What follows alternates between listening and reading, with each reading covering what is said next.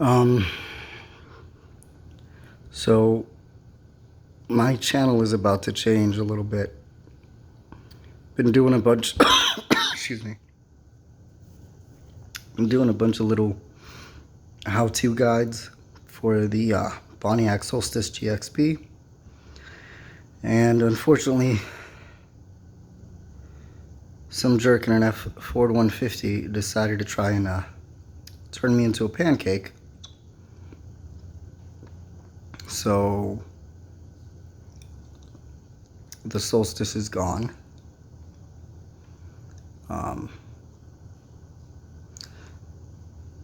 It's not destroyed, but the insurance company deemed it a total loss and they would not fix it,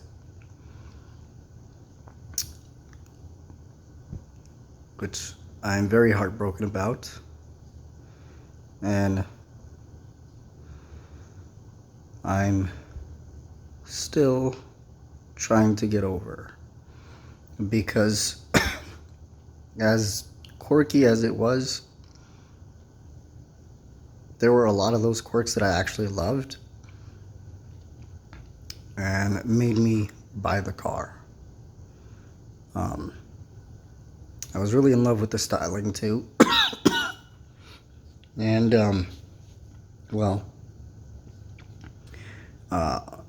for those of you who own one of these cars, know that the interior is not exactly the best place to be in. Like, everything is very cheap to the touch, especially like the dashboard. That's the biggest drawback in the interior. Is just how plasticky everything feels, and like if you just touch it the wrong way, it's gonna crumble in your hand. But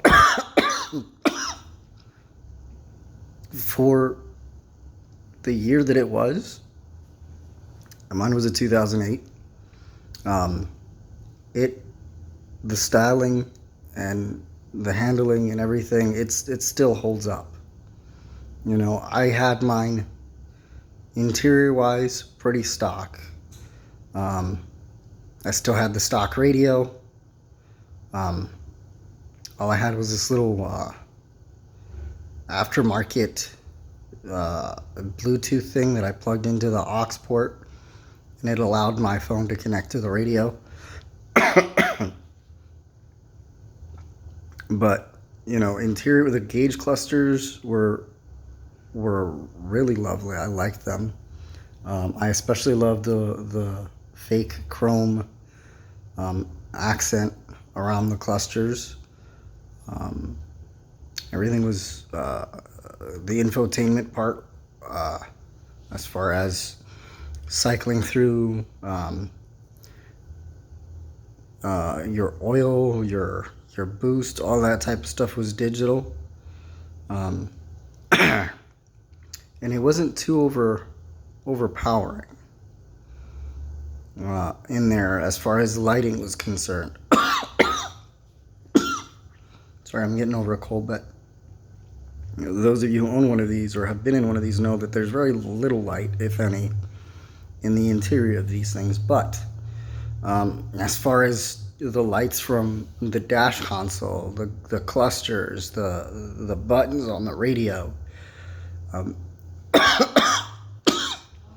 it was a very subdued feeling. Like, my interior was all black, so in there it was at night, you know, it was very, for me, very calming in there, you know, because I wasn't blinded by all these lights and everything.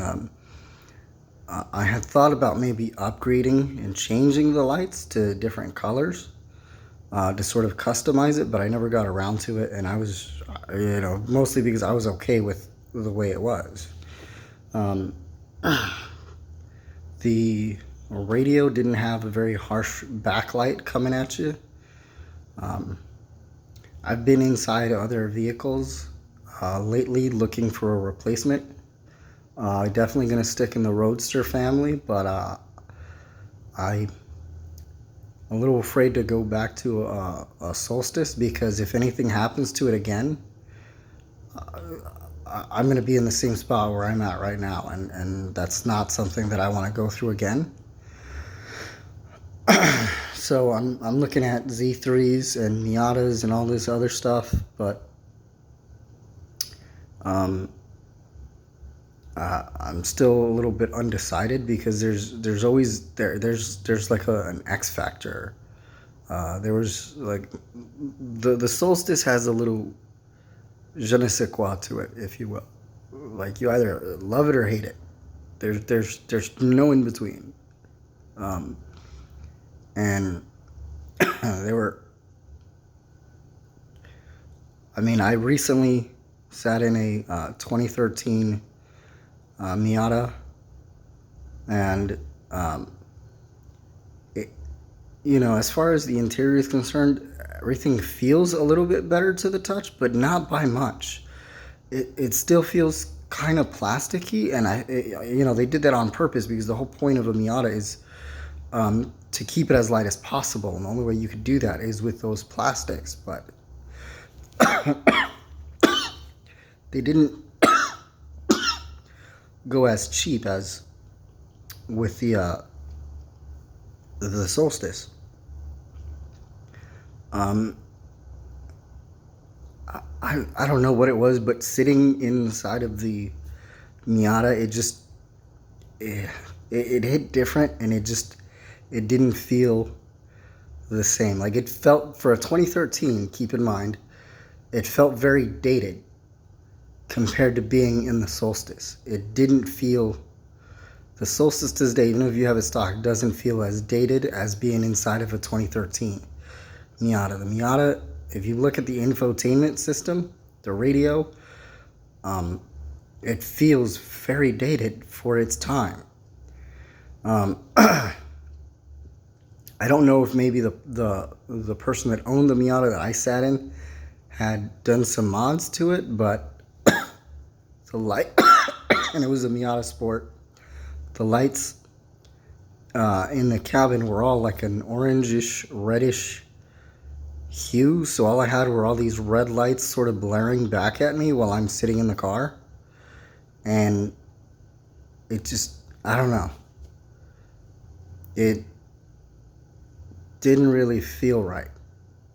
The car itself, the way it maneuvered and everything, was fun. It was a lot more fun than in certain aspects than the Solstice. It is a little bit more practical in the sense that when the top is down, I still have a usable trunk. But because I'm a bachelor, when my top is down, I can still fit groceries in there. I don't really buy a lot. I can just kind of shove it in between the top and in these little gaps. To me, it wasn't a big deal. But, whenever I had like friends or family over and they had like stuff with them, like bags and everything like that, I couldn't put the top down.